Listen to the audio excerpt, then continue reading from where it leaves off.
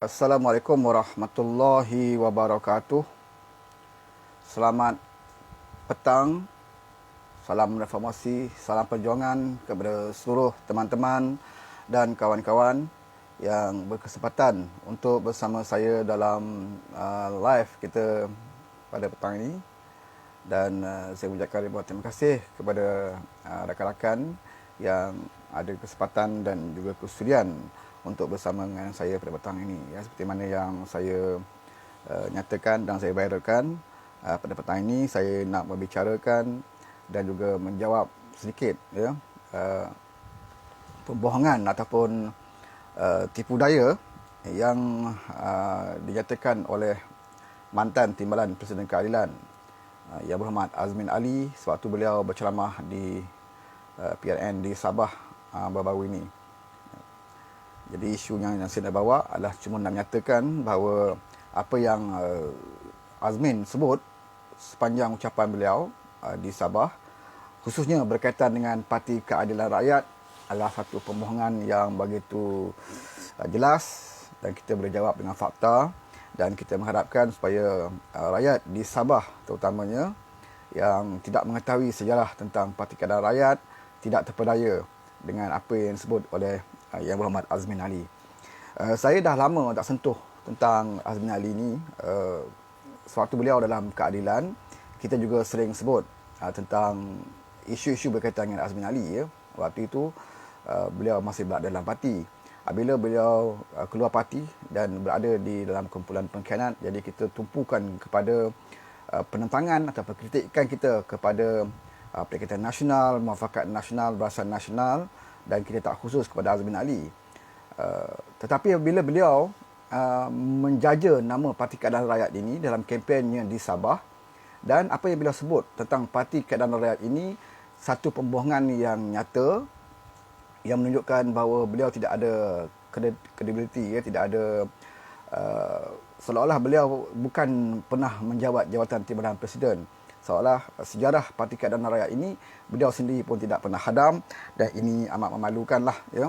Ataupun beliau tahu tetapi sengaja untuk menipu rakyat di Sabah. Kononnya beliau adalah pengasas ataupun orang yang pertama mewujudkan Parti Keadilan Rakyat, ataupun sebelum ini disebut Parti Keadilan Nasional, ataupun sampai sekarang pun orang masih sebut lagi PKR lah, ya. Tapi secara resminya kesebutan yang betul untuk Parti Keadilan Rakyat ini adalah keadilan. Okey, saya tak nak huraikan secara fakta yang begitu terperinci. So, sebagai asas saja, walaupun sebagai asas, tetapi ianya ada fakta. Kerana saya rasa tak perlu kita nak ceritakan begitu terperinci, ya. Sebab ramai yang tahu sebenarnya. Ramai yang tahu, apatah lagi ahli-ahli keadilan sendiri, dan yang bukan dalam keadilan sendiri, ramai yang tahu tentang sejarah Parti Keadilan Rakyat ini.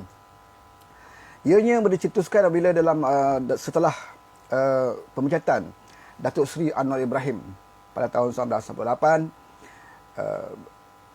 gelombang reformasi itu bermula. Dan ketika itu Parti Keadilan belum ditubuhkan lagi, belum wujud. Setelah reformasi ini menjadi satu gelombang seluruh negara, maka diwujudkan satu gerakan dipanggil gerak, gerak yang mana diterjawai oleh mantan Presiden PAS almarhum Ustaz Fadil Noor, yang mengetuai gerak bersama dengan pimpinan-pimpinan daripada tokoh-tokoh reformasi dan juga daripada PAS sendiri, terlibat secara langsung dengan NGO gerak ini. Ini adalah satu NGO ataupun satu gerakan yang dibawa oleh Ustaz Fadil Noor dan disertai juga masa itu oleh DAP, menjelajah ke seluruh negara untuk membela nasib, membela kezaliman terhadap Datuk Seri Anwar Ibrahim pada ketika itu. Selepas itu ada usaha-usaha untuk menubuhkan parti. Ada usaha-usaha untuk menubuhkan parti di kalangan para reformis, di kalangan pimpinan-pimpinan reformasi, di kalangan penyokong-penyokong Datuk Seri Anwar Ibrahim. Ada usaha untuk menubuhkan parti. Dan maka ditubuhkan ADIL, satu NGO asalnya ditubuhkan sebagai NGO, ADIL. Maka ditubuhkan ADIL bertujuan asalnya untuk dijadikan sebuah parti politik. Tetapi malangnya pendaftaran ROS ketika itu tidak meluluskan penubuhan adil. Maka tidak dapat adil dijadikan satu parti politik. Dan sepanjang gerak dan juga adil, nama Azmin pun memang tak ada. Nama Azmin tak ada. Tidak dijadikan sebagai orang yang dikenali sebagai pimpinan ketika itu. Kita tak tahu di mana Azmin waktu itu. Apa yang kita tahu, pada tahun 98-99, bila Datuk Seri Anwar Ibrahim dipenjarakan, Azmin di lock up. Azmin tidak pernah masuk penjara. Ini fakta. Seperti mana yang beliau sebut sebelum ini, dengan sebelum beliau dipecat, beliau bercakap dengan ahli-ahli dan penyokong keadilan di Hotel Renaissance. Beliau berkata beliau adalah pengasas parti, beliau adalah pejuang parti, beliau pernah masuk penjara, dipukul, dihina. Itu semuanya pembohongan. Beliau tidak pernah masuk penjara memperjuangkan keadilan. Beliau tidak pernah masuk penjara memperjuangkan parti keadilan. Bahkan beliau ditahan di lock up untuk beberapa hari pun bukan kerana parti keadilan. Beliau masuk lock up kerana untuk siasatan. Tidak ada kena-mengena dengan agenda perjuangan reformasi ketika itu. Tidak seperti Tian Chua dan Gopala Krishnan masa tu. Beliau ditahan di lock up dan sebagainya kerana reformasi. Gerakan reformasi. Memperjuangkan reformasi ketika itu. Tapi Azmin Ali ditahan di lock up bukan kerana gerakan reformasi. Beliau masuk lock up kerana untuk disiasat. Masa itu ada kes buku 50 dalil. Kenapa Datuk Seri Anwar tidak boleh menjadi Perdana Menteri. Dalam buku itu disebut bahawa Anwar terlibat dengan isteri Azmin Ali, Samsidah Tahrin, ada anak dan sebagainya bersama dengan Samsidah. Jadi siasatan dibuat untuk mencari DNA, untuk mengenal pasti betul atau tidak tuduhan mengatakan Anwar Ibrahim ada hubungan dengan Samsidah, iaitu isteri Azmin. Maka Azmin ditahan di lock up untuk siasatan, untuk diambil DNA, dan akhirnya keputusan menyatakan bahawa tidak ada langsung kaitan anak-anak Azmin dengan Datuk Seri Anwar Ibrahim. Jadi beliau di lock up kerana itu, kerana siasatan itu, bukan kerana agenda reformasi. Okey, itu satu. Selepas itu beliau tidak pernah lagi ditahan, tidak pernah di lock up. Bahkan kes ini yang terbaru, kes Sandakan, kes Semurid, seperti mana yang didakwa oleh Haziq, beliau hanya ada beri keterangan dengan polis, kemudian beliau tidak pernah di lock up. Haziq di lock up, Haziq di lock up, Azmin tidak pernah di lock up. Jadi dakwaan itu ternyata bahawa Azmin mengatakan bahawa beliau masuk penjara, dipukul dan sebagainya adalah satu pembohongan yang jelas dan kita kena faham. Dan Azmin ini memang seorang penipu lah. Jelas bila beliau cuba nak menipu sejarah, beliau sangka orang Sabah ni bodoh-bodoh semua, boleh percaya cakap beliau. Mentang-mentang beliau pernah jadi timbalan presiden, beliau sangkakan apa yang beliau cakap ni orang akan pakai, orang akan terima kerana beliau timbalan presiden. Tetapi fakta, beliau tidak boleh tipu. Parti Keadilan hanya ditubuhkan pada tahun 1999.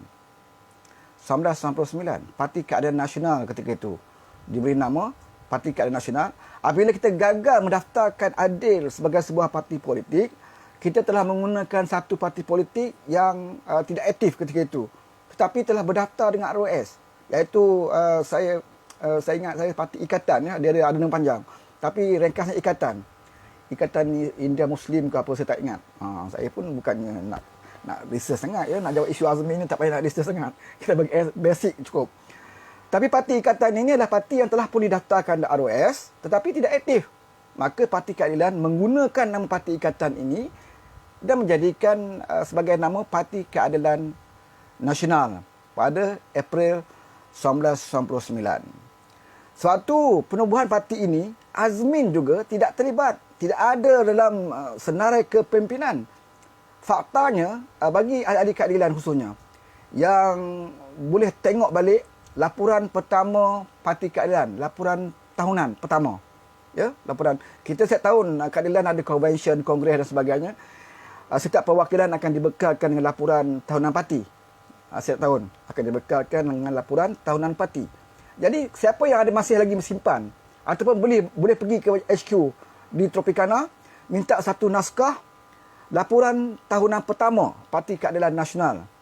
Buka buku itu, lihat senarai kepimpinan, tidak ada terserai nama Azmin Ali. Mana mungkin orang yang mengasaskan parti, Mana mungkin orang yang mengetui, mewujudkan parti tidak tersenarai langsung di dalam penubuhan Parti Keadilan. Saya ada sikit saya baca, kongsi dengan tuan-tuan. Ya. Pada tahun 1999, siapa dia kepimpinan Parti Keadilan Nasional? Sewaktu Parti Keadilan Nasional ini diwujudkan. Saya bacakan, Presiden masa itu, Yang Berhormat Datuk Seri Dr. Wan Azizah. Ya, jangan lupa, waktu itu Anwar dalam penjara. Presiden adalah Datuk Seri Wan Azizah. Timbalannya Dr. Chandra Muzaffar. Ya. Naib Presiden Datuk Sheikh Azmi Ahmad. Kemudian kita ada lagi Naib Presiden Hajah Marina Muhammad Yusof. Allah yarham. Ya. Kemudian kita ada lagi Naib Presiden Tian Chua. Masih lagi dalam parti. Walaupun ada kontroversi sikit. Ya. Tapi beliau adalah, kita kena akui bahawa beliau adalah di antara pengasas ataupun di antara orang yang pertama di dalam Parti Keadilan Nasional. Kemudian kita ada Muhammad Anwar Tahir. Ini adalah Setiausaha Agung yang pertama dalam keadilan dan sekarang ini bersama dengan Amanah. Ya. Kemudian kita ada Ramli Ibrahim, Roslan Kasim, Muhammad Izam, Muhammad Nur.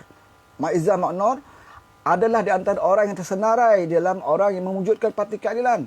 Walaupun beliau pernah keluar daripada Parti Keadilan dan sekarang ini telah memohon untuk menyertai Parti Keadilan dan bergerak, ya, begitu aktif sekarang ini di bawah Gerak 98. Iaitu satu pertubuhan, adalah satu pertubuhan Gerak 98 ini adalah satu pertubuhan untuk membawa kesinambungan daripada gerak yang diasaskan oleh almarhum Ustaz Fadil Nur. Dan kita seharusnya bersama menyokong, ya, kalau tidak tak nak sertai pun tak apa, tapi bersama menyokong apa sahaja NGO yang untuk membawa perjuangan yang sama. Ya, seperti Gerak 98. Beliau cuba nak bawa satu gerakan seperti mana yang dibawa oleh almarhum Ustaz Fadil Nur, iaitu untuk menyelamatkan rakyat Malaysia, membawa keadilan, melawan kezaliman. Khususnya sekarang ini kita berdepan dengan pengkhianatan. Okey. Maknanya Izam Maknur pun ada dalam senarai awal penubuhan Parti Keadilan. Waktu itu beliau adalah Ketua Pemuda Parti Keadilan Nasional. Kemudian kita ada YB Fauziah Saleh, ahli Parlimen Kuantan, yang juga sekarang ini adalah pengurusi keadilan Negeri Pahang. Bos saya lah tu, ya, Fauziah Saleh. Beliau asalnya adalah timbalan ketua wanita. Sebelum itu ketua wanita yang pertama adalah mak saudara pada Syamuddin Hussein, salah saya. Namanya Hajah Noli On. Ya, mak saudara pada Syamuddin Hussein. Tetapi Hajah Noli On ni tak lama pegang ketua wanita keadilan. Dalam beberapa bulan, saya rasa saya pun tak semak balik. Dalam beberapa bulan, tak sampai bukanlah 5 ataupun 6 bulan, ya, beliau memegang Ketua Wanita Keadilan dan waktu itu Fauziah Saleh adalah timbalan kepada beliau. Apabila selepas 6 bulan beliau menyepikan diri, Fauziah Saleh terus diangkat sebagai Ketua Wanita Keadilan, boleh dikatakan di antara yang lama lah, ya, Ketua Wanita Keadilan yang pertama bagi keadilan. Dan hari ini Wabi Fauziah Saleh menerjui kembali jawatan yang pernah beliau pegang. Okey, kemudian kita ada Muhammad Nur Nawawi. Kemudian kita ada Dr. Halili Rahmat, Eng Lum Yong, Aaron Fernandez, mendiang, ya. Kemudian kita ada Goh Kia Pong. Ini saya ada ambil, saya berengkah ni, saya tak ambil penuh. Saya cuba bacakan dengan anda. Sahari Bahari, Saifuddin Nasatuan Ismail. Ini di antara ahli Majlis Pimpinan Tertinggi, ya, MPT, Parti Keadilan Nasional. Tidak ada nama Izam dalam MPT pun, tidak ada nama Azmin. Dalam MPT pun tidak ada nama Azmin. Ya. Mana mungkin orang yang mengaku hebat dalam PKR, pengasas kononnya, orang yang menghidupkan PKR, tidak ada dalam senarai MPT, Parti Keadilan Nasional. Azmi Ali tidak terlibat dan tidak ada namanya. Dan yang lain tu, ya, ramai lagi.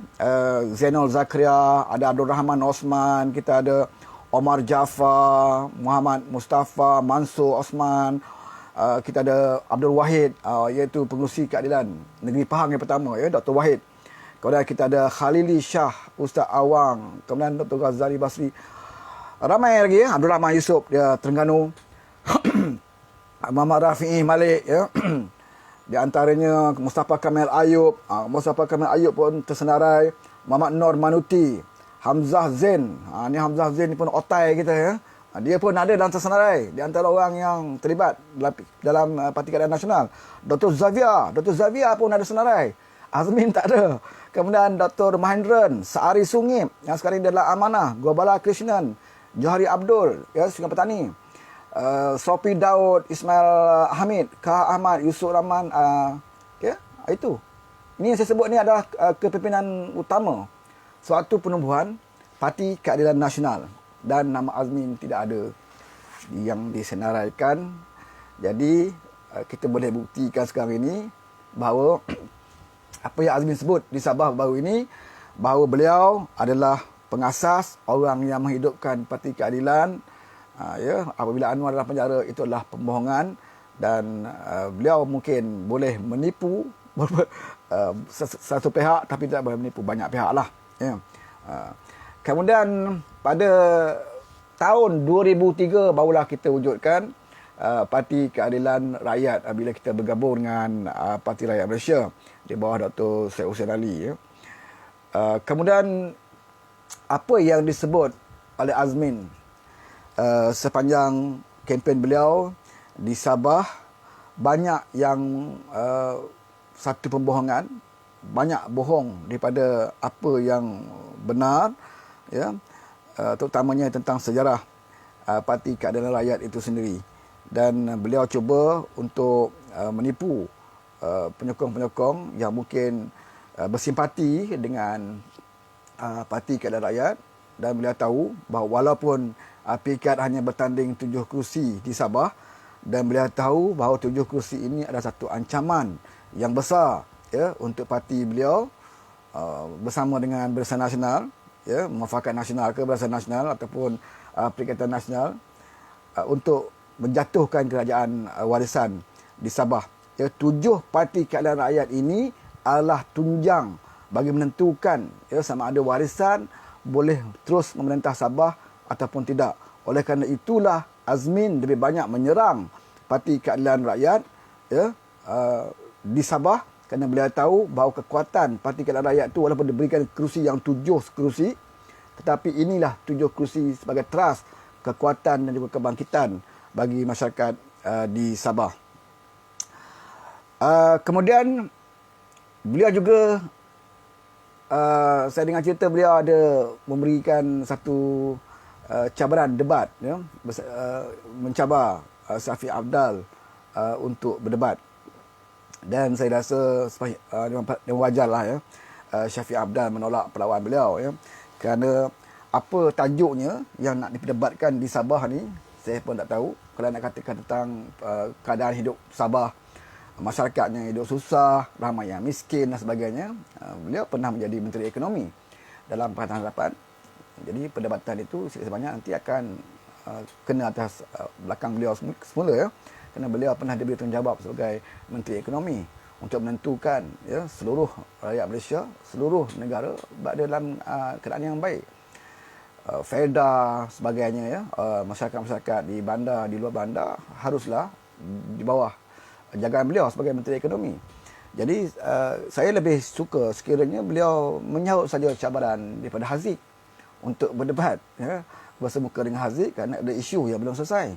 Kalau beliau selama ini beliau menyindir Datuk Seri Amir Ibrahim masuk penjara atas fitnah liwat, ya, tahun 98, beliau sentuh, ya, Azmin sentuh disenarkan tentang Anwar Ibrahim dengan tuduhan liwat, masuk penjara dan sebagainya. So kurang-kurangnya Anwar Ibrahim dibicarakan di mahkamah.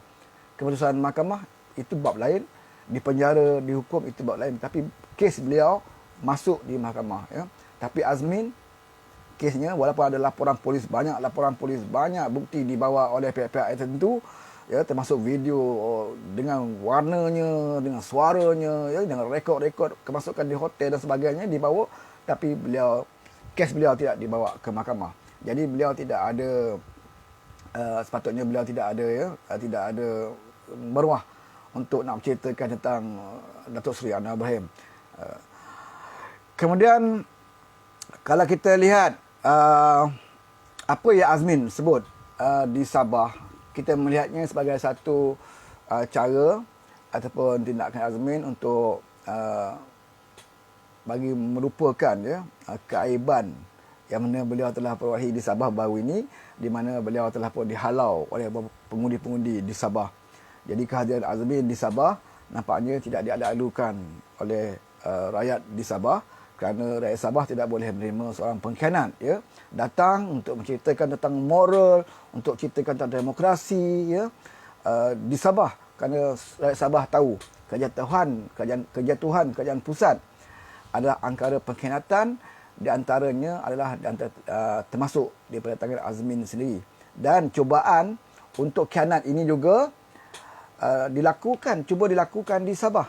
Ya, setelah mereka berjaya melakukan di peringkat pusat, mereka cuba lakukan di Sabah. Tapi alhamdulillah kerajaan Sabah dapat diselamatkan apabila TYT mahukan pembubaran Dewan Undangan di Sabah. Nah, ini amat mendukacitakanlah, ya, bagi kepulan-kepulan pengkhianat, kerana mereka menyangkakan setelah mereka berjaya di peringkat pusat, mereka ingin lakukan di beberapa buah negeri seperti mereka lakukan di Melaka, ya, Johor, Perak dan sebagainya, untuk menjatuhkan kerajaan secara lompat, beli ahli Dewan Undangan Negeri, ya.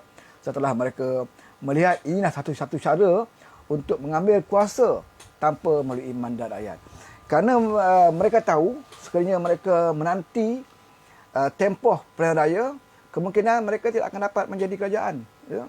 Kerana 22 bulan kita memerintah, walaupun ada banyak perkara-perkara yang sepatutnya kita perbaiki, yang boleh kita perbaiki, tetapi banyak perkara-perkara yang baik telah kita lakukan. Ya, itu tidak boleh nafikan. Cuma kita ada kelemahan sedikit dari segi penyebaran, dari segi komunikasi, menerangkan kepada rakyat. Itu kita kena akui tentang kelemahan kita di situ. Tetapi bagi mereka yang mengikuti, sepanjang 22 bulan kita memerintah di pusat, banyak lebih baik daripada apa yang mereka lakukan sekarang ini. Dari segi ketulusan, ya, contohnya jawatan JLC kita berikan kepada banyak pihak-pihak proporsional. Kita tak bagi kepada ahli-ahli politik. Kita tak tawar kepada semua ahli parlimen dan sebagainya. Ya, tabung haji, kita boleh selesaikan tabung haji. Walaupun terpaksa menerima cabaran dan juga tekanan dengan memberikan hibah yang rendah. Tetapi demi untuk menyelamatkan tabung haji, kita sanggup hadapinya. Dan akhirnya terbukti, tabung haji berjaya diuruskan dengan baik. Penghapusan kota untuk menteri-menteri yang pergi haji. Ya. Di zaman Najib dulu, menteri ada kuota masing-masing untuk pergi ke menunaikan haji. Ya, di sini banyak menjadikan queue untuk nak pergi ke haji jadi lambat, ya, kerana kuota-kuota menteri ini. Tapi apabila Pakatan Harapan memerintah, tidak lagi ada kuota untuk menteri. Ya. Jadi di situ bakal-bakal nak pergi haji ni dapat dipercepatkan, ya. Mereka pergi haji kerana tidak ada lagi kuota-kuota kepada menteri. Ada menteri ni dapat kuota pun bukan pergi haji pun, dia jual kuotanya kepada anak-anak, saudara mara dan sebagainya, ya. Jadi bila kita memerintah, kita hapuskan kuota ini. Kecuali Menteri Agama saja. Itu pun untuk datang pergi ke Tanah Suci untuk melihat bagaimana pengurusan tabung haji melakukan kerja-kerja di sana, ya. Yang lain tidak ada. Pada menteri, timbalan pada menteri, mana-mana menteri, tidak ada kuota khas untuk mereka menunaikan fardu haji. Mereka kena ikut seperti mana rakyat biasa untuk pergi ke Mekah ni, untuk menunaikan ibadah haji ni. Jadi sinilah menyebabkan 22 bulan kita merintah boleh mempercepatkan, ya, berapa ramai yang selama ini menanti giliran untuk pergi ke Mekah, mereka boleh pergi cepat kerana penghabusan kota ini. Ramai yang tak tahu, ya, apa yang kerajaan PH lakukan. Ini satu tindakan yang mendapati Islam di bawah kerajaan PH melakukan keadilan di mana tidak ada keistimewaan bagi mana-mana pihak untuk menunaikan haji. Jadi penghapusan kuota bagi menteri-menteri ini satu tindakan yang baik. Sepatutnya mendapat pujian di parti PAS. Ya? Tapi PAS sebaliknya lebih suka kepada UMNO. Kita beri royalty kepada Kelantan Terengganu. Di zaman UMNO tak ada royalty, kita serahkan balik royalty kepada Kelantan dan Terengganu. Walaupun dua negeri ini adalah dua negeri pembangkang. Sebab itu kita memerintah. Ini salah satu kebaikan yang dilakukan oleh kerajaan PH walaupun selama tempoh 22 bulan. Ya. Kita bagi keperuntukan kepada ahli parlimen, wakil rakyat pembangkang. Kita tidak ada menganaktirikan mereka. Ya. Dan kita tak menggunakan jentera-jentera kerajaan dalam kempen-kempen pilihan kecil. Masa kita merintah, ada berapa banyak pilihan kecil. Kita tak menggunakan jentera-jentera ini. Media-media perdana kita, TV, radio pun kita tak gunakan sebagai kempen sepanjang kita menjadi kerajaan. Ini kebaikan yang kita boleh perolehi dan tak dapat kita lihat sekarang ini. Ya. Begitu juga dalam isu RUU 355. Ya. Sekarang ni kerajaan Perikatan Nasional yang juga diturut disertai oleh PAS Mereka langsung tak berbunyi lagi pasal RU35. Waktu kita memerintah, walaupun usul ini asalnya dibawa oleh Presiden PAS, RU35 dalam Parlimen, walaupun dia sendiri tangguhkan sampai 2-3 kali, ya. Tetapi kita dalam Pakatan Harapan, walaupun kita tidak membawa RU ini sebagai satu ke Parlimen, tetapi usaha ke arah itu kita perlihatkan di mana kita mengadakan pindahan kepada mahkamah melibatkan oleh persekutuan. Kerana bidang agama, mahkamah-mahkamah di negeri adalah di bawah kuasa negeri-negeri. Di bawah kuasa negeri. Jadi pusat hanya ada berkuasa di bawah Majlis Agama Islam di wilayah persekutuan. Jadi beberapa pindaan dalam mahkamah syariah wilayah persekutuan telah pun kita lakukan. Menjurus ke arah untuk melaksanakan RU 355. Kita lakukan. Sekarang ini mereka merintah, mereka buat apa tentang RU 355? Sebut pun tak boleh. Nak sebut dalam Parlimen pun tak boleh. Ya? Mereka ada Menteri Undang-Undang, orang PAS.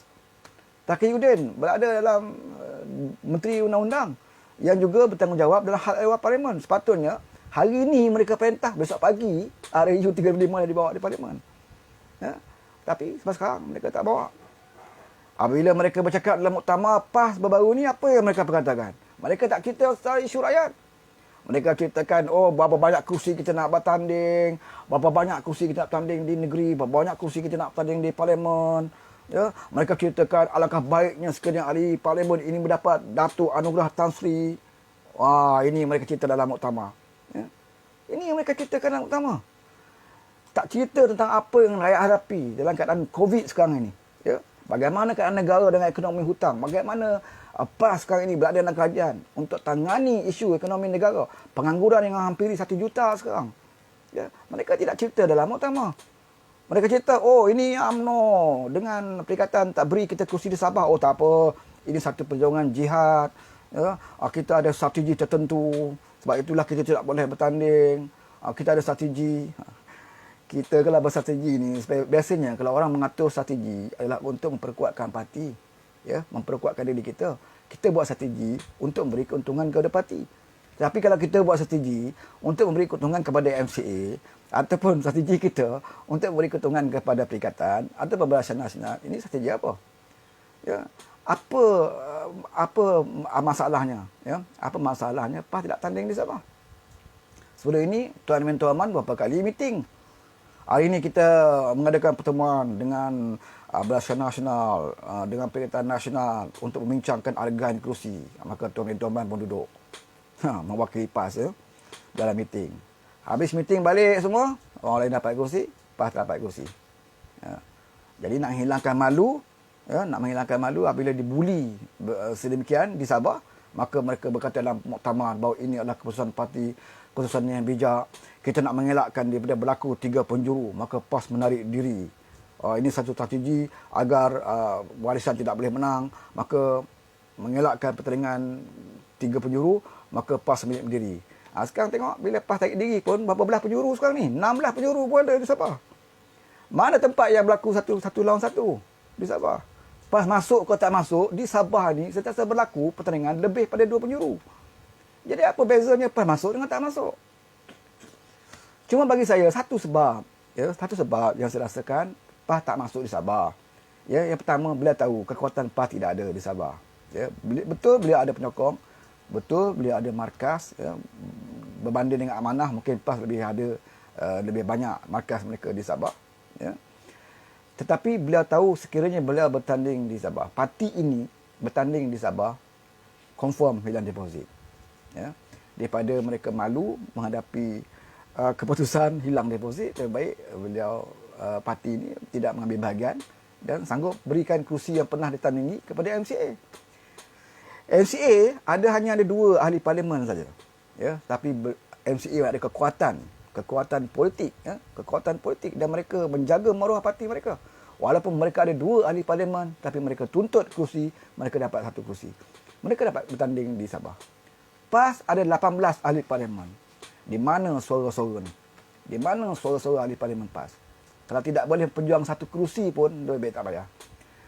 Malu dengan parti amanah. Ya? Parti yang lebih jauh, lebih muda berbanding dengan PAS. PAS ni parti yang seakan-akan seusia dengan UMNO. UMNO tubuh tahun 1946, PAS tahun 1951. Bukan baru. parti yang lama. Tetapi peningkatan PAS di Sabah amat mengecewakan pada penyokong mereka. Ya, walaupun dipujuk ya oleh Haji Hadi dengan berbagai hujah dari agama dan sebagainya ya untuk memujuk ahli PAS, tapi bila kita lihat di media sosial beberapa pimpinan juga ya bahawa penyokongnya menyatakan rasa yang agak sedih ya kerana PAS memang jelas ya dilihat seperti diperkudakanlah di Sabah. Ini gambaran yang menakutkan para penyokong PAS kerana apabila berdepan dengan PRU yang akan datang ya, mau tak mau PAS terpaksa mengambil keputusan sendiri sama ada merelakan kerusi-kerusi mereka diberikan kepada Perikatan Nasional ataupun Barisan Nasional ya, ataupun PAS kembali pada seperti PRU 14 yang lalu bersendirian. Pada saya PAS lebih baik bersendirian kerana memudahkan ahli-ahlinya untuk memilih parti PAS ya. Kalau PAS bersama dengan Perikatan Nasional bermakna PAS meletakkan parti agama ini bersekongkol dengan pengkhianat. Ini bab pengkhianatan ni tak boleh kita pertikaikan. Tak payahlah kita bagi dalil macam-macam. Ini bukan pengkhianat lah, ini dibenarkan oleh pada undang-undang dan sebagainya ya. Betul dari segi undang-undang benda ni dibenarkan ya, cara lompat macam ni dibenarkan setakat ini di Malaysia. Tapi dari segi moralnya ya, tindakan ini adalah tindakan yang tidak bermoral dan sepatutnya parti Islam adalah parti yang begitu menitik beratkan tentang moral. Beliau parti ini tidak boleh terlibat dengan tindakan-tindakan yang tidak bermoral ya. Kalau sekadar untuk dapatkan jawatan menteri alam sekitar ya, menteri mewah, kalau sekadar dapat jadi duta khas Timur Tengah dan sebagainya, jadi sanggupkah menggadai prinsip perjuangan PAS ya? Jadi rakyat tanya apakah alasan ataupun hujah syar'i, hujah agama yang dibawa oleh PAS untuk bersama dengan Perikatan Nasional. Ya. Takkan kerana hujah DAP. Apa hujah DAP? Hujah DAP pun mereka tak boleh nak bawa. Hujah DAP yang menyebabkan adalah menjadi kewajipan untuk menjatuhkan DAP. Ya. Mereka tak boleh bawa. Sekadar propaganda dan tuduhan-tuduhan. Tuduhan DAP menghidupkan Dong Zong dan sebagainya. Last kali Dong Zong zaman PN hidup. DAP membela, melindungi kes Adib. Bila mereka menentang, kes Adib tak selesai juga. Jadi apa masalah dengan DAP? DAP menentang hudud. Mereka menentang hudud tak boleh buat juga. DAP menentang RU35. Mereka menentang RU35 tak boleh buat juga. Jadi apa isu yang berikan PAS baras dengan DAP? DAP tidak ada di Kelantan. DAP tidak ganggu pentadbiran PAS di Kelantan. DAP tidak ganggu pentadbiran PAS di Terengganu. Apa masalahnya bermusuh sangat dengan DAP? Ya? Main sentimen agama. Main sentimen agama. MCA. Sekarang ni jelas MCA. Ya? Memperbanyakkan sekolah-sekolah. Yang sebelum ini ditentang oleh PAS. Ya? Sekarang ni tuan-tuan. Sebab itu saya katakan. Saya boleh katakan bahawa PAS di era Haji Hadi ini adalah satu parti yang bukan lagi membawa suara Islam. Ya, ini satu parti yang tidak ada bezanya dengan parti-parti UMNO. Iaitu parti yang dapatkan kuasa dengan apa cara sekalipun mesti dapatkan kuasa. Kalau ini yang dijalankan oleh PAS, kita tak ada masalah. Masalahnya bila PAS menjual agama ini. Ya, bila mereka buat satu benda yang dulunya mereka kata haram, tetapi sekarang ini bila menguntungkan mereka, mereka kata halal, mereka bawa dalil menggunakan Al-Quran, menggunakan hadis untuk menghalalkan tindakan mereka. Suatu mereka tidak bersetuju, mereka gunakan Al-Quran juga. Ya. Tapi dua tindakan ini yang dahulunya mereka kata haram, bila mereka lakukan, mereka kata halal. Contohnya pengkhianatan di Perak. Suatu kerajaan Nizar, pimpinan PAS, memerintah Perak, berlaku juga pengkhianatan. 3 orang adun melompat, 2 daripada PIKAD, 1 DAP lompat, tumbang kerajaan Wabi Nizar di Perak. Ya. Waktu itu apa kata pemimpin PAS? Waktu itu apa kata ulama-ulama PAS? Ya. Ini saja pengkhianatan dan Menteri Besar masa itu Zamri jadi Menteri Besar. Ini Menteri Besar haram. Ya. Gaji pun haram. Maka beberapa orang ahli PAS bersama kita dalam Perkataan Rakyat ketika itu sanggup bersidang bawah pokok. Kerana memprotes tindakan menghalau speaker Dewan, ya, melantik Zamri sebagai Menteri Besar dengan cara rampasan kuasa di Perak. Ya. Sampai ada beberapa orang lebay yang pakai serban pakai jubah ni berguling-guling kat jalan raya depan istana Perak untuk menghalang Kak Sumpah Zamri. Kalau mereka dilanggar oleh kereta pun pada mereka mati syahid, ya, kerana memperjuangkan negeri Perak yang dikhianat. Itu ketika itu PAS. Ya, begitu malahnya mereka. Kenapa? Kerana Menteri Besar mereka Bobby Nizar daripada parti mereka. Oleh parti mereka berkursi saja di Perak, tapi dapat jadi Menteri Besar. Mereka pertahankan sungguh-sungguh. Mereka bawa dalil Al-Quran, bawa hadis sebagainya, ya, untuk mengharamkan tindakan UMNO di Perak. Tapi bila berlaku pada mereka bersubahat, ya, dalam menjatuhkan kerajaan Pakatan Harapan, oh boleh. Alasannya kerana DAP. Ya, kita masuk sokong UMNO, sokong Muhyiddin kerana DAP. Ya, DAP ada dalam Pakatan Harapan, maka wajib kita jatuhkan DAP. Tengok. Ya. Sebab tu di Perak, DAP paling banyak kerusi di Perak. Jangan lupa, ya. Sebab tu Nizar jadi Menteri Besar, DAP adalah parti dalam Pakatan Rakyat yang mempunyai kerusi yang paling banyak di Perak. Tetapi DAP tetap memberi laluan kepada Nizar. Walaupun Perlembagaan Perak mengatakan memanglah Melayu Islam mungkin jadi Menteri Besar. Tapi DAP tidak ada masalah memberikan sokongan kepada Nizar. Ketika itu tak muncul DAP. Tidak ada masalah DAP. Adakah masa itu dasar DAP tak sama dengan dasar DAP sekarang? Sama. Adakah masa itu pengurusi DAP, ya, penasihat DAP dengan yang sekarang, ya, masih lagi wujud? Tetapi kenapa masa itu hukum tak sama? Kenapa sekarang bila nak dapat kuasa, nak dapat JLC, nak dapat menteri, gunakan alasan DAP? Maka kita terpaksa bersebahat dengan Perikatan Nasional, bersebahat dengan Barisan Nasional untuk jatuhkan Pakatan Harapan. Ini pada saya nak bagi tahulah orang PAS. Ya. Saya di antara parti yang pertama saya kenal dan saya rapat ada parti PAS. Saya banyak kali berceramah, berkempen di atas pentas PAS. Pernah selalu berceramah bersama sepentas dengan Mak Sabu. Selalu bersama dengan Hairuddin Tantawi. Saya pernah bersama dengan Khalid Samad dan sebagainya. Dan saya begitu rapat dengan PAS ketika itu. Jadi saya lihat memang nampak, ya, selepas kematian almarhum Tok Guru Aziz, merah lagi tanah kubur dia. Ya. PAS mengambil keputusan, lari daripada Pakatan Rakyat. Mula-mula lari daripada DAP. Nah, lari daripada DAP. Kemudian lari daripada PKR. Ya. Dan dalam Pakatan Rakyat tak pernah buang PAS ni. Ya. Pakatan Rakyat tidak pernah buang PAS. Malah Datuk Seri Anwar Ibrahim pernah menulis surat daripada penjara supaya memujuk Pakatan Rakyat supaya pujuk PAS masuk. Ini Anwar Ibrahim.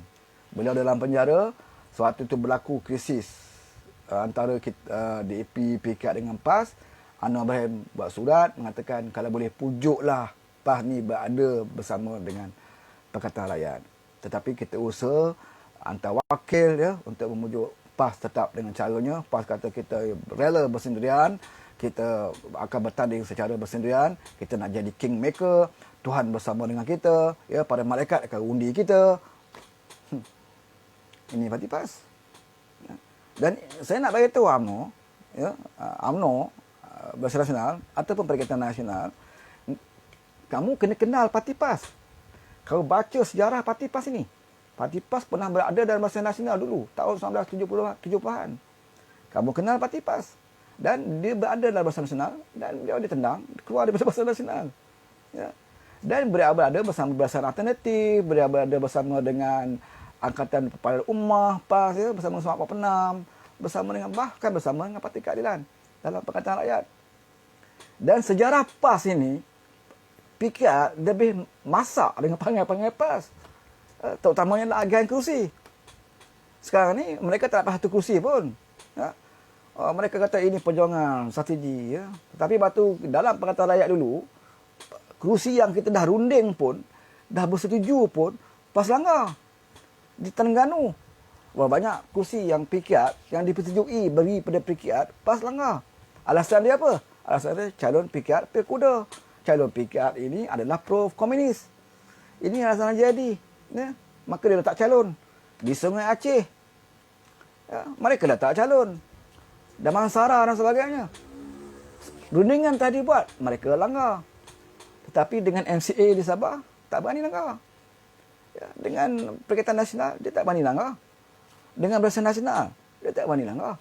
Di mana maruah PAS? Dalam perkataan ayat, dia berani langgar sebab masa itu kepimpinan kita terbuka lapang dada. Tak apalah PAS langgar, tak apalah masuk bertanding. Kan? Kita masih lagi tak buang PAS daripada perkataan rakyat. Walaupun masa itu PAS langgar, ya, persefahaman yang kita buat dalam perkataan rakyat, tetapi perkataan rakyat tidak membuang PAS. Yang berlaku adalah PAS sendiri lari daripada perkataan rakyat. Ya. Isu hudud kononnya, kita tak boleh bersama dengan perkataan rakyat kerana DAP ni keras tentang hudud. Ya. Kita tak boleh bersama dengan perkataan rakyat kerana perkataan rakyat ini tidak menyokong RU 355. Alasan dicari untuk nak lari daripada perkataan rakyat. Yang sebenarnya memang dah ada cita-cita untuk bersama dengan UMNO. Sebab itu apabila kerajaan PH jatuh dan UMNO memberi kerjasama untuk menyokong Tan Sri Muhyiddin dan juga Azmin, PAS di antara orang yang paling awal menandatangani menyokong Muhyiddin. Ini kita tahu, ya, akhirnya terdedah bahawa PAS dia ada Haji Hadi adalah orang yang awal tanda tangan SD menyokong Muhyiddin. Tapi bila kita kata dengan PAS sebagai pengkhianat, mereka tak mengaku. Saya bukan pengkhianat. Yang pengkhianat Muhyiddin. Yang pengkhianat Azmin. Saya tak terlibat. Pintu dah terbuka, kita orang masuklah, dia kata. Ini dalil ataupun hujah. Hujah apa mereka nak gunakan, ya. Kita tak boleh berhujah. Saya masuk curi barang dalam kedai tu sebab pintu dia terbuka. Maka saya ambil lah. Ya. Ataupun bukan saya yang mencuri merompak bank.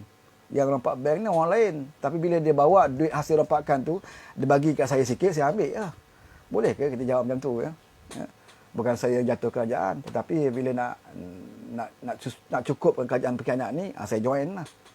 Ini dalil apa? Agama apa yang kamu jual? Ya? Yang kamu jual dengan mengikut kamu. Dan saya amat simpati ya, dengan kawan-kawan saya dalam PAS. Yang selama ni bila bersembang dengan saya, ya, masa itu saya bersama dengan mereka, ya, bila bersembang dengan saya, kenduri orang UMNO, tak mau cakap dengan UMNO, pergi kedai ngeteh dengan UMNO pun mereka tak mau ikut, ya. Saya dulu pun lawan UMNO juga, tapi tidak ada masalah, ya, kenduri orang UMNO kita pergi. Tiap malam saya minum teh di kedai orang UMNO, orang kuat UMNO. Tidak masalah. Bila kita ajak dia tak mau. Ini UMNO apa pun kan. Tapi akhirnya yang sujud depan UMNO sekarang siapa? Ya, kita okey. Sekarang pun saya dengan orang PAS boleh sembang. Dengan UMNO saya boleh sembang, tak masalah. Tapi bila dibatkan parti, tak boleh, kita tidak boleh, kita kena tegas. Begitu juga dalam Pakatan Harapan. Sepatutnya kita kena tegas dengan Pakatan Harapan. Apa yang kita runding, ya, terutamanya kepada pimpinan Pakatan Harapan lah. Apa yang kita runding dalam Pakatan Harapan, keputusan dalam Pakatan Harapan ini hendaklah kita gigit, kita genggam dan kita jadikan satu keputusan yang kita pegang kuat-kuat. Apabila kita berunding dengan pihak luar daripada Pakatan Harapan, inilah keputusan yang kita bawa. Jangan kita mesyuarat dalam Pakatan Harapan, kita pegang satu keputusan A. Kemudian bila kita berbincang dengan orang lain, keputusan B, C, D semua ada. Ini yang menyulitkan keadaan. Sepatutnya sebagai parti Pakatan Harapan yang kita mempunyai kekuatan yang kuat, ya. Kita ada ahli parlimen yang ramai, DAP, PKR, Amanah, satu kekuatan, ya, berbanding dengan luar daripada Pakatan Harapan. Mereka tak ramai ahli pun. Apabila kita berunding, kita nak bawa suara yang ada kekuatan ini sebagai satu suara yang kita minta mereka sokong.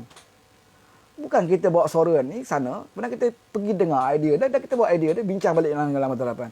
Ini yang tak selesai. Sebab kita tak pegang dengan keputusan. Dan kita tak pegang dengan satu keputusan yang tepat. Dan kita tak genggam keputusan itu. Kita mudah berubah-ubah. Ya. Jadi saya rasa kecewa lah. Ya.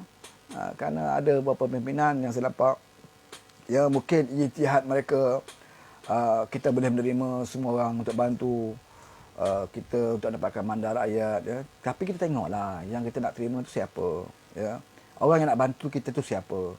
Kalau orang yang nak bantu kita itu adalah orang yang menjatuhkan kerajaan ini, apa yang kita nak harapkan daripada mereka, ya. Ini saya tahu teranglah, ya. Bekerjasama dengan Mahathir, Tun Dr. Mahathir, patutnya tidak boleh berlaku dalam Pakatan Harapan. Tidak boleh ada dalam Pakatan Harapan orang boleh bekerjasama dengan Tun Dr. Mahathir. Siapa boleh nafikan bahawa di antara sebab kejatuhan Pakatan Harapan ini adalah kerana tindakan Tun Dr. Mahathir yang memberi ruang, memudahkan pengingatan ini berlaku. Dan ada niat Tun sendiri untuk memusnahkan Parti Harapan. Ini fakta. Kenapa kamu nak bawa Tun dalam bersama dengan kita untuk mendapatkan mandat rakyat, sedangkan kamu tahu fakta dia, di antara niat Tun Dr. Mahathir adalah untuk memusnahkan Parti Harapan itu sendiri. Apa contohnya? Sebab tu beliau meletakkan jawatan. Ya? Beliau sendiri sebut, beliau nak jadi Perdana Menteri, saya nak jadi Perdana Menteri Kerajaan Perpaduan. Bukan Parti Harapan. Saya nak jadi Perdana Menteri Kerajaan Perpaduan. Saya nak ambil UMNO sikit, saya nak ambil PAS sikit, saya nak ambil dalam DAP sikit, PKR sikit, dan saya jadi Perdana Menteri. Bermakna beliau ada cita-cita nak menubuhkan sebuah kerajaan dinamakan Kerajaan Perpaduan, dan ketika itu Pakatan Harapan berkubur. Apa tujuannya? Supaya apabila Pakatan Harapan berkubur, beliau jadi Perdana Menteri, orang tak boleh tuntut dah, ya, tak boleh tuntut dah untuk dia letak jawatan bagi Belak Anwar. Sebab menempatkan Anwar sebagai Perdana Menteri ini adalah janji dalam Pakatan Harapan. Apabila Pakatan Harapan dah berkubur, beliau boleh kata itu Pakatan Harapan dah tak ada. Sekarang ni Kerajaan Perpaduan. Ya. Beliau cuba usahakan Kerajaan Perpaduan dengan nak mematikan Pakatan Harapan. Ini Tun Dr. Mahathir, saya nak bagi tahu pimpinan. Takkan pimpinan tu, saya tidak ada dalam nudingan, saya tidak ada dalam masyarakat, saya orang jauh di bawah. Kita tak tahu. Tapi adakah mereka boleh nafikan bahawa Tun pernah bercita-cita nak tubuhkan Kerajaan Perpaduan? Boleh tak boleh nafikan? Ya? Betul tak betul? Tun pernah bercita-cita untuk mewujudkan Kerajaan Perpaduan. Mengapa beliau nak wujudkan Kerajaan Perpaduan sedangkan Pakatan Harapan masih ada? Pakatan Harapan masih kuat. Ya? Takkan kerana Muhyiddin keluar, Azmin keluar, maka terpaksa bubar Pakatan Harapan. Sepatutnya kita perkuatkan. Kita masih ada sokongan rakyat di akar umbi. Kenapa nak wujudkan Kerajaan Perpaduan? Kerana beliau nak menjadi Perdana Menteri yang tidak boleh mana-mana parti kawal. Sebab itu PAS pun tolak idea Tun Dr. Mahathir. Sebab itu UMNO pun tolak idea Tun Dr. Mahathir. Dan sebab itu PKR pun tolak idea Tun Dr. Mahathir. Bila beliau tak dapat sokongan, beliau kembali semula kepada Pakatan Harapan. Oh, kononnya saya kembali kepada Pakatan Harapan nak dapatkan mandat rakyat. Ya. Kita pun ada pimpinan kita, pergi salam sembah-sembah dengan Tun Mahathir. Bagus, Tun Mahathir lawan UMNO. Tun Mahathir lawan UMNO. Lawan UMNO apa? Ya. Orang nak jatuhkan kita. Ada cita-cita nak sabotaj Pakatan Harapan. Orang ini kita nak ambil balik untuk dapatkan mandat. Ya. Sebab itu saya katakan tidak ada dah sepatutnya Pakatan Harapan, tidak ada dah patutnya kerjasama dengan Tun Dr. Mahathir. Saya tak kata semua ahli-ahli parlimen bersama beliau. Saya kata Tun Dr. Mahathir. Beliau puncanya. Saya tak nak kaitkan Mukhris. Saya tak nak kaitkan dengan yang lain. Ya, Mazli Malik ke Syed Saddiq. Tapi Tun, ya, Tun ini adalah orang yang menjadi punca menyebabkan pengkhianatan berlaku dengan begitu mudah sekali. Kalau beliau tak letak jawatan, betul. Kalau beliau tak letak jawatan, kerajaan tumbang atau tidak? Belum tentu tumbang. Ya. Wajar tak wajar beliau tak jawatan? Ya, memang wajar. Sebab beliau hilang sokongan daripada ahli partinya sendiri. Ya, bila Muhyiddin bawa keluar ramai, tinggal 5-6 orang dalam bersatu, memang dari segi integriti, maruahnya, sepatutnya Tun memang terpaksa letak jawatan. Itu saya setuju. Kan? Tetapi apabila beliau letak jawatan, sepatutnya beliau tidak boleh dah bubar kabinet macam tu. Letak jawatan, serah kepada Wak Azizah. Kalau tak suka kepada Anwar Ibrahim, apa masalahnya serah pada Dr. Wak Azizah? Ketika itu, kerajaan PH masih ada sokongan, masih ada majoriti kerana GPS masih bersama kita. Serah pada Wak Azizah. Apabila beliau serah pada Wak Azizah atau beliau serah pada Anwar Ibrahim, ketika itu jatuh juga kerajaan, barulah beliau boleh lepas tangan. Beliau boleh lepas tangan. Saya dah serah tapi masih jatuh. Masalahnya beliau tak serah pada siapa. Bahkan tindakannya meletak jawatan itu pun tak dimaklumkan kepada pimpinan Pakatan Harapan. Bila jadikan pimpinan PKR Anwar Ibrahim, Azizah, Linggo Eng, Mak Sabu, macam barua pergi cari dia daripada pejabat, pergi ke rumah dia, duduk depan rumah, tunggu dia, merayu nak melutut depan dia.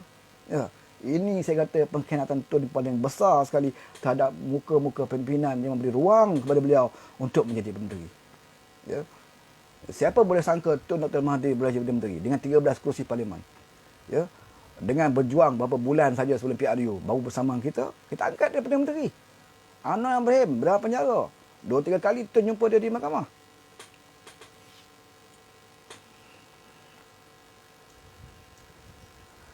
2-3 kali berjumpa dengan Anwar untuk mendapat restu nak menjadi Perdana Menteri. Dalam penjara Anwar pergi tantangan, memberi persetujuan. Dan Anwar kena berdepan dengan para penyokongnya. Para penyokong yang tidak boleh menerima, ya, yang tidak boleh menerima Tun Dr. Mahathir. Anwar sendiri pujuk geng-geng kumpulan Hotel Reformasi dan sebagainya, orang lama yang tak boleh terima Tun, pujuk supaya terima. Begitu sekali Anwar memujuk orang yang tak terima Tun Dr. Mahathir supaya menerima Tun Dr. Mahathir. Tapi bila kita nak angkat nama Anwar, Mahathir dapat tangan. Oh, saya tak masalah, warisan tak mau terima, berapa orang tak boleh terima. Apa masalahnya sekiranya kalau adalah warisan tak boleh terima Tun Dr. Anwar sebagai Perdana Menteri? Mahathir pergi pujuk warisan. Seperti mana Anwar pujuk orang lain sokong Mahathir. Kenapa beliau tak boleh buat?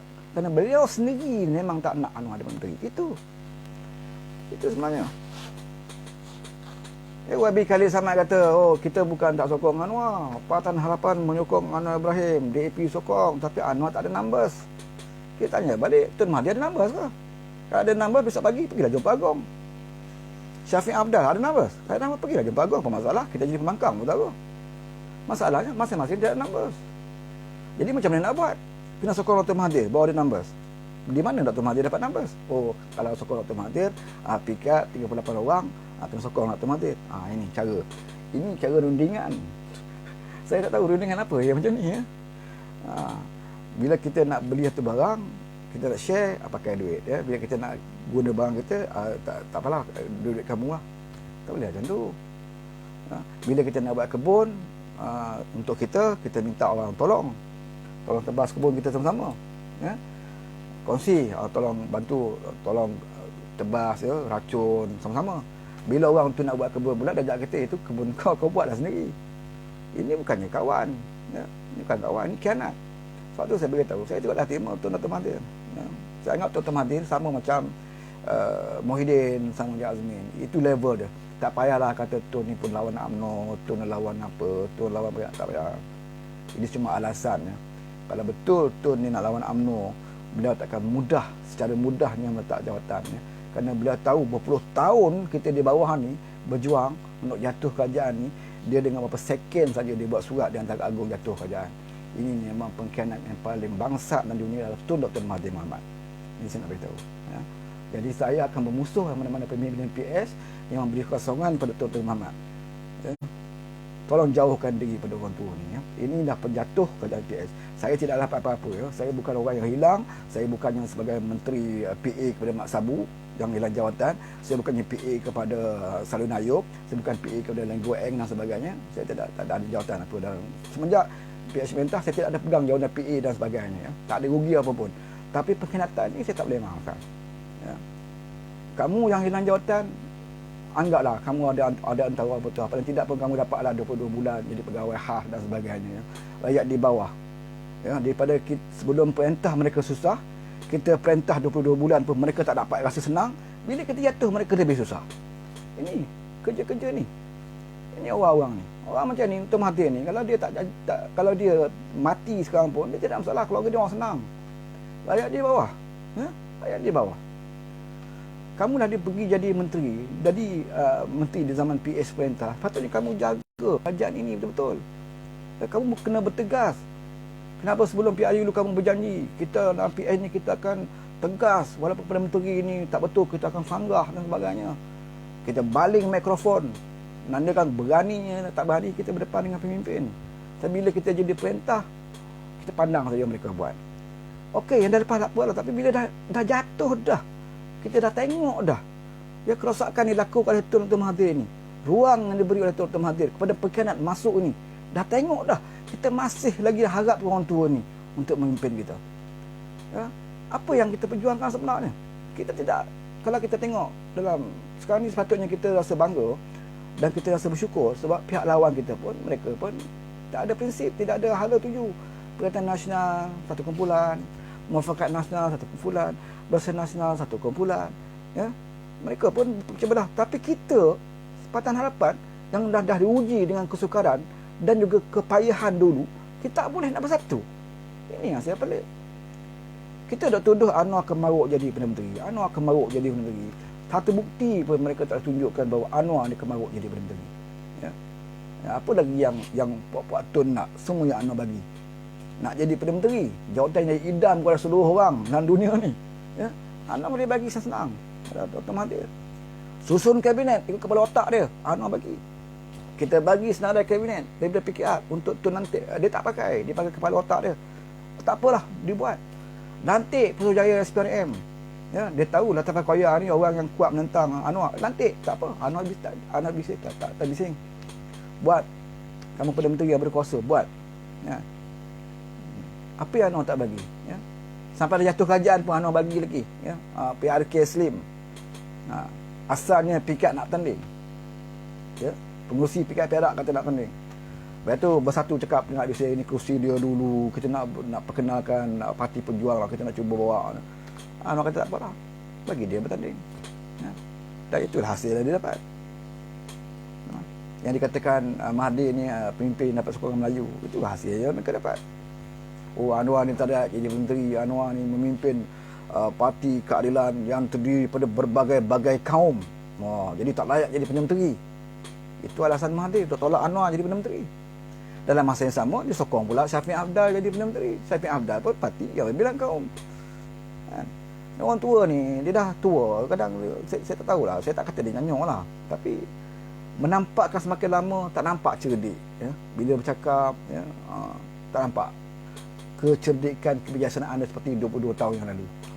Seperti masa dia jadi Perdana Menteri 22 tahun yang lalu. Ya? Di situ walaupun kita lawan dia, tapi adalah kita respect. Bila Perdana Menteri yang hebat, ya, bercakap. Tapi sekarang tak ada. Sekarang ni bila dia bercakap, hari ni cakap ni, besok cakap ni, kadang apa yang dia cakap ini dia lupa apa yang dia cakap. Ya? Jadi sebenarnya memang daripada awal, ya, kita tahu bahawa Tuan Mahathir memang takkan bersetuju Anwar jadi menteri. Sebab apa? Kita tak tahu. Kalau katalah kerana moral, ya, tak suka Anwar Ibrahim ni kerana moral.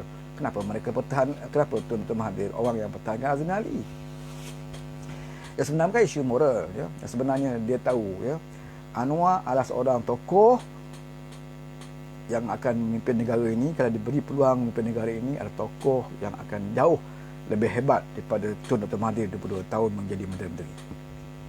Kerana beliau pernah bersama dengan Anwar dalam kabinet, ya. Anwar menjadi timbalan Perdana Menterinya, Anwar pernah menjadi menteri di Jabatan Perdana Menteri, Anwar pernah jadi Menteri Sukan, Menteri Pendidikan, ya.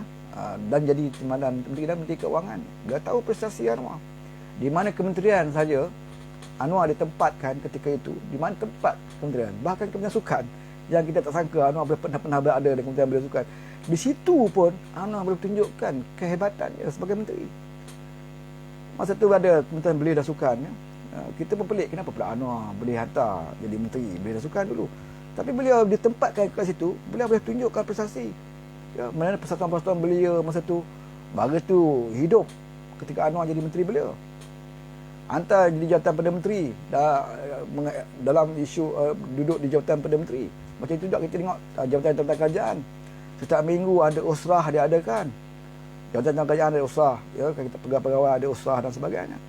Hidupkan kembali roh Islam. Ketika Anwar jadi dia berada di jawatan Perdana Menteri. Anwar jadi Menteri Pendidikan. Begitu juga ketika itu saya pun masa itu sekolah. Saya sempat bersekolah di sekolah menengah waktu itu, budak lelaki pakai seluar pendek, perempuan pakai skirt, termasuk guru-guru pun. Ya. Bila Anwar jadi Menteri Pendidikan, ubah dasar ini. Lelaki Islam dibenarkan pakai seluar panjang dan perempuan dibenarkan bertudung dan baju kurung. Di situ era bertudung dah mula berluasa di sekolah. Kita dah boleh pakai seluar panjang, perempuan tidak lagi pakai skirt dan sebagainya, ya. Pakai baju kurung, ada yang bertudung. Ini pembaruan yang Anwar buat. Itu tak boleh cerita lagi tentang takaful Islam, perbankan Islam, universiti Islam. Mahathir tahu ini kelebihan yang ada pada Anwar. Ya. Anwar bukan orang yang bercakap tentang Islam, hadis, Quran, tapi tak buat. Anwar adalah orang yang melaksanakan apa yang Islam hendak. Walaupun tak banyak ayat Quran, hadis yang keluar daripada mulutnya. Tapi kehendak Islam itu, ya. Kehendak Islam itu, roh Islam itu, ya, ataupun dipanggil maqasid, ya, yang Islam nak, tujuan Islam itu dilaksanakan oleh Anwar. Segala upaya yang beliau boleh lakukan. Itu baru jawatan menteri, timbalan Perdana Menteri, Menteri Keuangan.